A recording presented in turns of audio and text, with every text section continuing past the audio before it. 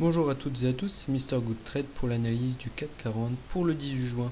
Nous allons commencer par analyser le gap qu'on a fait vendredi, un gap de 17 points. Et sur 1341 gaps recensés, on va prendre tous les gaps entre 16 et 18 points. Ce qui va nous faire un échantillon de 42 gaps. Et donc, ce genre de gap se comble assez rarement le premier jour.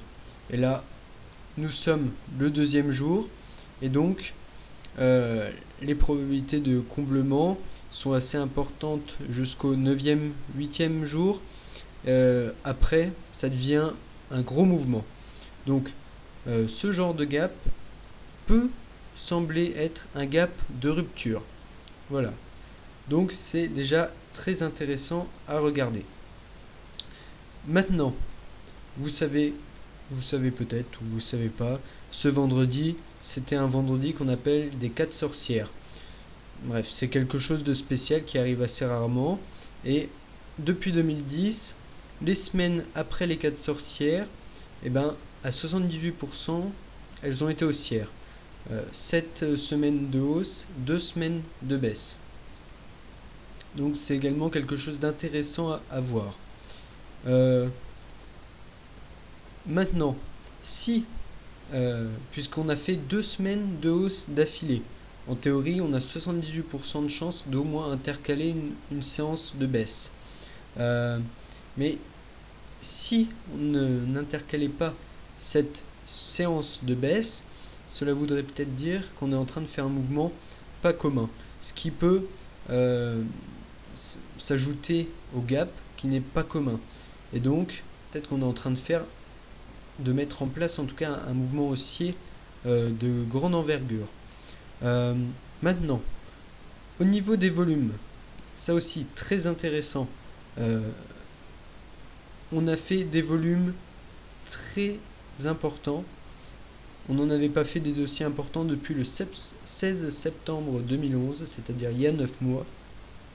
Donc ça aussi, ça veut peut-être dire qu'on est à l'aube d'un mouvement important. Mais bon, faut pas se leurrer puisque c'est la Grèce qui va donner le ton et les élections.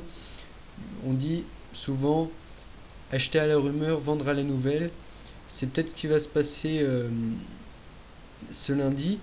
D'ailleurs, je pense que si les volumes ont été si importants que ça, c'est parce que de nombreux traders avaient des positions baissières qu'ils ont dû racheter, puisque finalement la baisse n'a pas pris. Mais ils sont encore en embuscade, alors faites attention, d'ailleurs j'en fais partie. Donc techniquement maintenant, on est toujours sorti de ce canal rouge, d'ailleurs je vais le supprimer, ça fera du ménage. Les bandes de Bollinger sont en train de resserrer, ça veut dire également qu'on est à l'aube d'un mouvement d'importance à la hausse ou à la baisse. Les bandes de Bollinger ne nous disent pas le sens de l'évolution des cours. Maintenant, on est au-dessus des moyennes mobiles à 7 séances et 20 séances haussières, donc on est en tendance haussière, mais sous un ancien support, ici, vous voyez, sous lequel, pour moi, la tendance est baissière. Si on repasse au-dessus, la tendance peut repasser haussière. Tant qu'on est en dessous, je ne conseille vraiment pas d'acheter. Au niveau des indicateurs, le Williams vient d'atteindre cette zone. Il faudra surveiller une sortie de cette zone, puisqu'en théorie, il doit rejoindre cette zone, ce qui va impliquer de la baisse. Le MACD, lui, reprend une pente plus positive, puisqu'il avait tendance à s'affaisser, et là, il repart. Donc ça, c'est positif. Donc, des signaux plutôt positifs pour les haussiers sur le CAC 40, mais méfiez-vous quand même, acheter à la rumeur, vendre à la nouvelle, ce serait pas la première fois qu'on voit ça. Donc si vous voulez acheter, vous pouvez tenter dès ces niveaux ou attendre un retour sur la moyenne mobile à 7 séances ou à 20 séances.